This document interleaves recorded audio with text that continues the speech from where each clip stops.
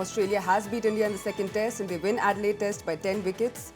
Australia level border Gavaskar series at 1-1. Australia crushed Rohit Sharma led India in the second test.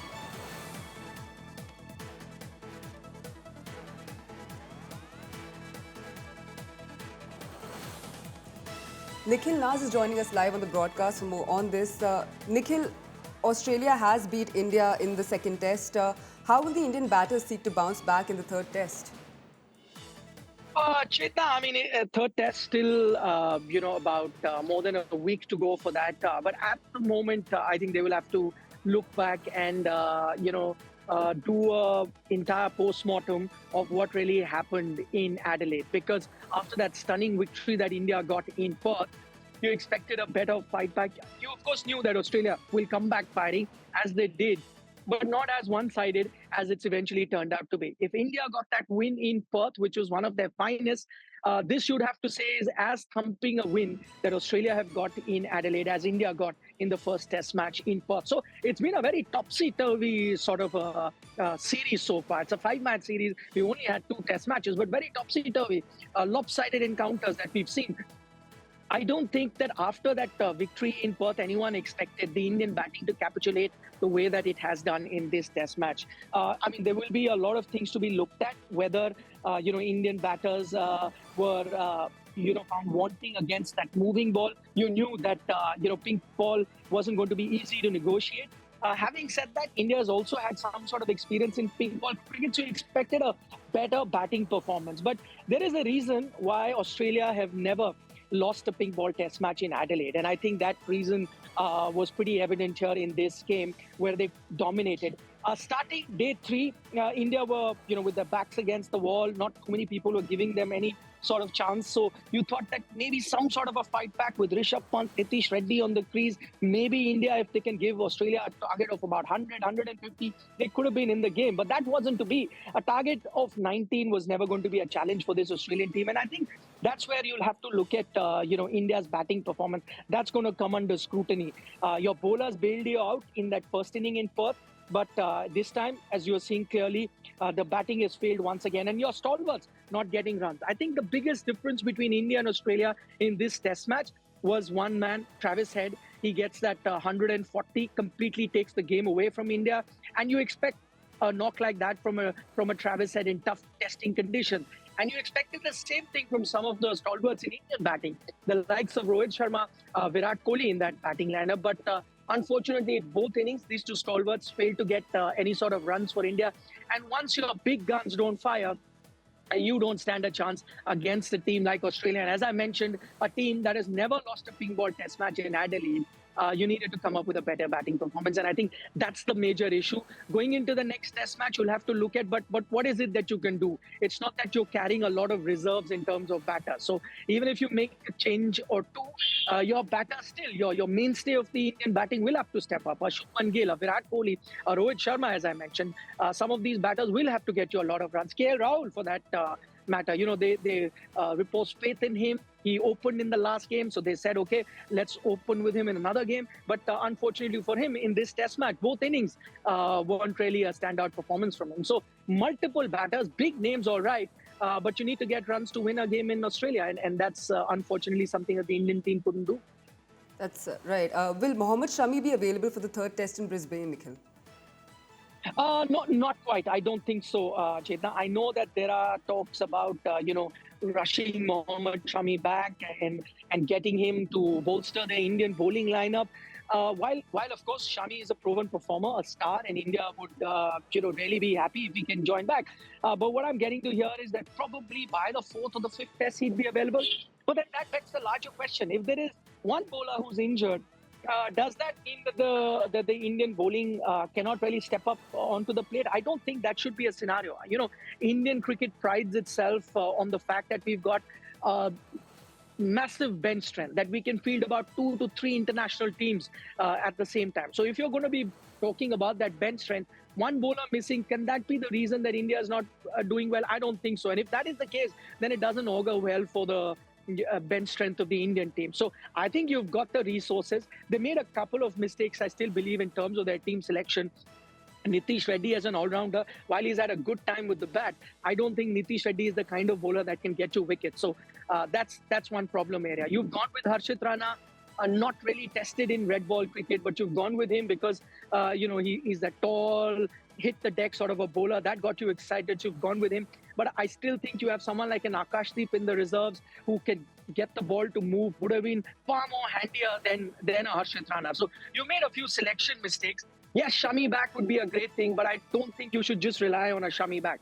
If the Indian team cannot, with the resources that they have, win a test match, then there are going to be serious question marks over it. Rohit Sharma moved down, the batting order failed. So what's next for him? Chetna, sorry, I didn't get the first part of your question. I'm asking, Rohit Sharma's moved down, the batting order failed. What's next for him?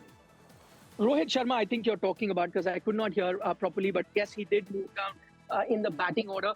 I think there were two reasons behind it. And to begin with, I don't think, it was necessarily a bad call. One, because KL Rahul had done well in negotiating the new ball in the Perth Test match. So you didn't want to break that momentum of having a Rahul Jaiswal open, which, served you very well in Perth. So you continued with that. So there was logic. Plus, Rohit Sharma missed the first Test match because of the birth of his second child.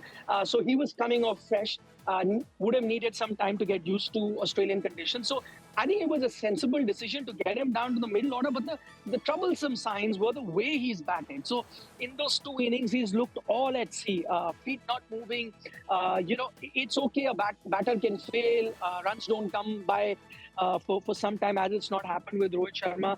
But you still, if he shows you signs that, listen, it's just a case of a bad patch and runs are around the corner, you can gauge that by looking at how confident a batter is in terms of his feet movement, in terms of his stroke play. But unfortunately, in Rohit's case, that's not what you're seeing. So runs not coming is another thing. But the way he's looked, as I said, like a cat on a hot tin roof. And I think that's the problem. What are the reasons behind it? Is it because of, too much of white ball cricket that he's been focusing on as captain? Remember, he won the T20 World Cup very recently and was one of the standout batters. So has he compromised his test technique to bolster his white ball batting? I mean, these are some bigger questions that he'll have to, look into. I know that too early to call in terms of this series as to how his series pans out, but the scanner is definitely on him because he's not had a great 2024 in test match cricket, averaging below 30 and has not looked very good off assured on the crease in the two innings that we've seen in Australia. What happens in the next test match? We'll have to wait and watch in Brisbane. Does he go back to opening? Does KL Rahul get dropped or KL come in the middle order? If you were to do it, it'll be a sign of panic. I don't know what the Indian team does. But whichever option you go by, whether it's KL opening, Rohit in the middle order or vice versa, just the manner in which the Indian batters are getting out doesn't inspire too much confidence. Nikhil, help us understand, what's the difference between the two captains, Bumrah versus Rohit? That's an interesting one. I know everyone's going to be drawing comparison with Jasprit Bumrah and how he captained in that fourth test match. And because India won and now the captain changed and India have lost this particular match. So there are going to be a lot of question marks. Should you have gone with Jasprit Bumrah? Interestingly, our cricket analyst in Mr. Sunil Gavaskar, before this test match started, was of the opinion that, listen, if Bumrah has started the series, then you might as well continue with Bumrah as your captain going forward in this series. No point changing the captain. But I don't think that would have happened. I think Rohit Sharma was your regular captain. Jasprit Bumrah himself said after the Perth Test match that no, he doesn't see himself captaining the entire series. He's just filling in for Rohit Sharma. And Rohit does command a lot of respect when it comes to the entire team. They all treat him as the leader, as the captain. As I said, he's the one who's just led them to a T20 World Cup crown. So there was going to be no change in captaincy. This test match, I think there were a few questionable decisions. You could say that, it became slightly defensive when Travis Head was, on the go in terms of his field placements. His batting form not really helping his confidence. Otherwise, team selection, the kind of team that you played also left a lot to be desired. So these are few question marks around Rohit Sharma's captaincy. Also some game plans that the Indian team came with, or the lack of it, especially against Travis Head. That's something that the captain has to lead from the front. The entire world knows that to get Travis Head out to begin with, you need to pepper him with some short pitch deliveries. And that's something that we saw the Indian bowlers unable to do, or at least not implement that plan. So these were a few questions that you did that did arise after the loss in Adelaide, and questions that will be asked of Rohit Sharma. But I think to not have Rohit as the captain was unthinkable. I think he would have continued, and I'm sure he's going to continue as captain in this series. But such is the nature of Indian cricket. You lose a test match and the fingers point at the captain. But then if you win a test match or two, then your captain becomes the biggest hero. It is, I'd still say that it is going to be a big test for Rohit Sharma, the batter and the captain. It could really decide where his career goes from now. He's not getting any younger. Whether he can push his career for a couple more years, or is it the last of Rohit Sharma in test cricket? Those are questions that will come up. But I think once the series is over, there's still 3 test matches to be played. Nikhil, last few questions. Will the team management seek to bring in Jadeja in the playing 11? Would that have made too much of a difference if Jadeja played this match? I don't think so, Chetna, because you went with that one spinner in R. Ashwin. Again, I don't think that was the problem area. In the pink ball test match, you needed some sort of seam movement, and so you had to go in with more fast bowlers than spinner, and one spinner would suffice. I mean, one could pick Jadeja as that spinner, somebody else would pick Ashwin.